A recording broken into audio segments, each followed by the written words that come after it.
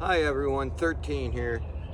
I just wanted to sit down today and talk with you about the actual subject of chronic pain. Over 50 million Americans, approximately 1 in 5, suffer from conditions that cause them chronic pain. Now, the definition for pain to be chronic is that pain must last 3 months or longer. Now, while a small percentage of those people that suffer from chronic pain suffer from conditions or diseases or illnesses that can be cured or treated and alleviate that pain so that they're no longer in chronic pain. However, that's not the case for the largest majority of people that suffer with chronic pain.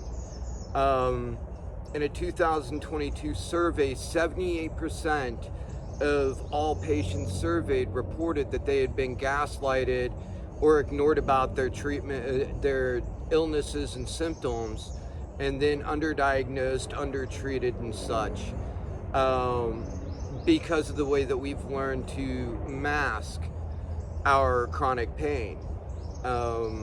Just because a person looks like they're smiling or it looks like that they're functioning to a certain extent doesn't mean that we're not in pain. I suffer from 3 progressive neurological diseases myself, 2 of which will eventually be terminal.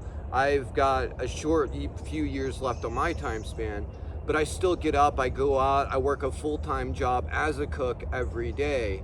And a lot of people don't understand how I can do it. It's not a matter of I want to do it while I'm in pain. When I'm in pain, I don't want to do anything. When I get home at the end of the night, I lay down in bed and I bawl my eyes out because my pain's not properly managed by doctors. I have to use alternative herbal supplements to be able to just cope throughout each day. And millions and millions of chronic pain sufferers go through the exact same thing. It's not just strangers in the streets that they see or meet that go through this. Our own family members, because of the way that people have been conditioned and taught that chronic pain isn't real or it's never as bad as you say it is, and that's not true at all. A perfect example, my beautiful beloved Lisa, when she was first diagnosed with her rare disease adhesive arachnoiditis, everybody thought it was a joke, that it wasn't all that bad. And then we suddenly discovered who our real friends were, because as she progressed and she started getting worse and was able to do less and less for them, or they just didn't want to see how bad she was in, all of our friends disappeared. By the time my wife passed away, one of our friends was there and came to the hospital to visit her before she passed away. I see this every day with people I interact with on my chronic pain forums and stuff like that. The family members, people that see them going through this every day but still have it in their heads that it's not as bad as they make it out to be. People forget pain is different for each and every person. My levels of tolerance for pain are much different than the next person's. What would be an 8 or 9 on my scale would be beyond excruciatingly painful for somebody else, and a lot of us chronic pain sufferers are that way. We get up in the morning, we put a smile on our faces when we step forward, and we just do everything we can to try and be as productive as we can, because believe me when I say, not a single one of us want to be stuck at home, laying in bed, unable to do anything. And because of the current laws and legislations, doctors all treat us the same way. That we're zebras when doctors are trained to look for horses. Doctors are trained to think that if it walks like a horse, it sounds like a horse, then it's a horse.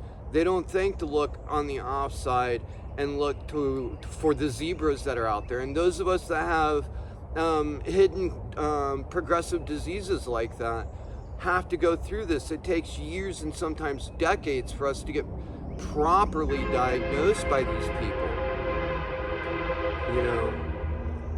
Sounds like we got a train.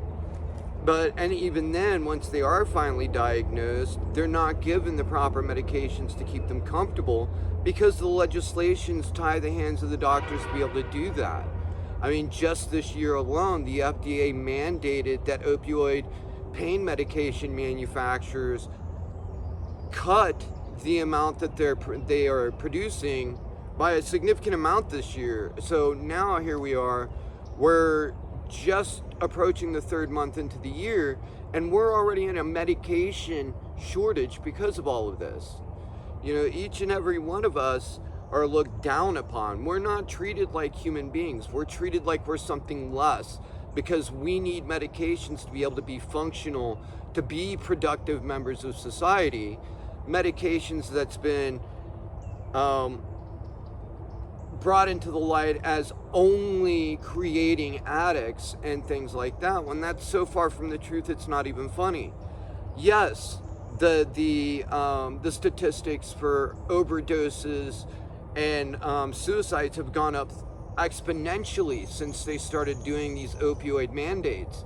And the reason for that being is us as pain sufferers, we're not being heard, we're not being trained properly. So a lot of people have no other choice to be able to find comfort, to be able to have some semblance of a normal life. They have no choice but to either go out on the streets and find an alternative way to be able to treat their pain, or even to the most extreme, a lot of them choose suicide. They choose to take their lives rather than spend every waking moment of their life in excruciating agony. You know, this country is supposed to be such this great, grand, amazing country, but yet the people that are supposed to be looking out for us are the ones that are making these mandates and these laws and perpetuating all of this that cost people their lives and their quality of lives. And it shouldn't have to be that way. That's the whole reason for Lisa's Ride, is in that 4,400 miles, I hope to open a lot of eyes to the pain pandemic that we are in, because too many people are suffering and nothing's being done about it. So please keep your eyes out for the petition. I'm going to have that up going real soon. I'm going to have a city stop that's going to be along my route that I'm going to list here pretty soon on the website. And please, guys, I'm going to post the GoFundMe and the website link just down below me.